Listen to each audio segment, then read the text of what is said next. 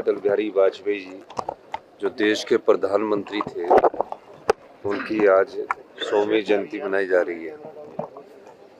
इस अवसर पर मैं ये कहना चाहूँगा कि पूर्व प्रधानमंत्री अटल बिहारी वाजपेयी जी का हिमाचल से बहुत पुराना रिश्ता था।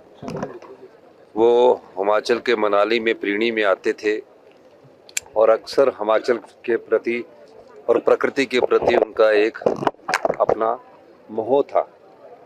वो एक पोइट थे, वो एक भारतीय जनता पार्टी के जब को फाउंडर मेंबर थे, और मैं ये भी कहना चाहूँगा वो एक स्टेट्समैन के रूप में कार्य करते थे।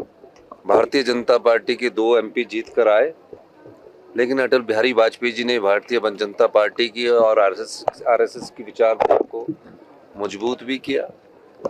और जब हमेशा जो पूर्व प्रधानमंत्री राजीव गांधी जी भी थे, उनके साथ भी उनके बड़े अच्छे संबंध थे। और एक बार तो कांग्रेस पार्टी की जब केंद्र में सरकार थी तो उन्हें यूएनओ में टीम लीडर बनाकर भेजा गया। तो उस समय की लोकतांत्रिक जो चीज़ें थी उसको वो व्याख्यान करते थे और देश की गरिमा को बनाए रखने में महत्वपूर्ण योगदान देते थे। स्पष्टवादी थे।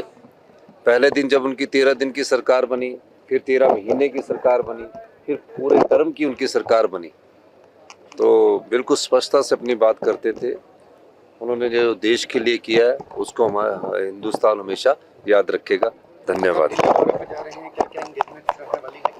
नहीं, मैं हमारी CWC की 2 दिन की बैठक है और CWC की 2 दिन की बैठक के बाद मैं 28 तारीख को वहाँ जिस भी मंत्री से अपॉइंटमेंट अगर मिलती है तो मैं उनसे मिलकर आऊँगा। और निश्चित तौर पर प्रदेश के हित की बात है और प्रदेश के हित के लिए हमें केंद्र सरकार पर मिलना जरूरी भी होता है। फेडरल स्ट्रक्चर्स में हर स्टेट में का एक राइट होता है।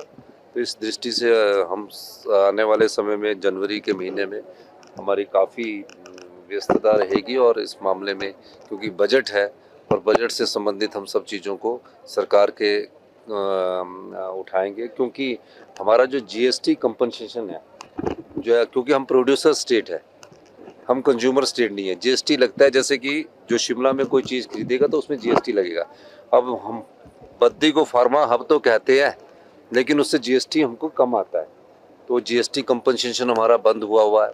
17 से 22 तक GST कंपनसेशन था जो हर साल 2,500-3 हज़ार करोड़ रुपये आता था, वो ख़त्म हुआ है।